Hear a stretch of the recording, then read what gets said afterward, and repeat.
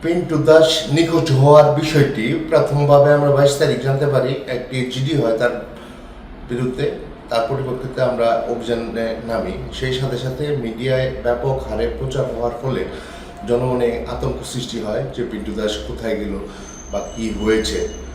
আমরা অভিযানে নেমে প্রথমে তার বাসায় প্রবেশ করি। বাসায় প্রবেশ করে দেখা যায় যে তার বাসায় মালামালগুলো নেই। আমরা একটা সিসি ফুটেজে দেখতে পাই যে কয়েকজন শ্রমিক ট্রাকে মালামাল তুলছে।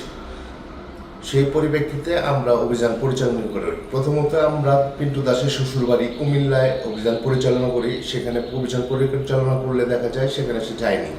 তারপর পিন্টু দাসের ভাইয়ের একজন রাঙামাটিতে রিপ্রেজেন্টেটিভে কাজ করে, আমরা সেখানে অভিযান পরিচালনা করি। সেখানেও তার কোনো সুনির্দিষ্ট তথ্য এবং তার সম্ভাব্য যে জায়গাগুলো রয়েছে তার বন্ধু বান্ধব সবার সাথে আমরা যোগাযোগের চেষ্টা করি। সেখানে তার অবস্থান নিশ্চিত হওয়া যায়নি।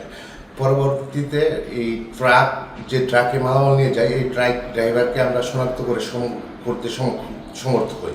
তার দেওয়া তথ্য মতে আজ 5:30টায় পিন্টু দাসকে সপরিবারে আত্মগোপন থেকে আমরা পটিয়া থেকে উদ্ধার করি।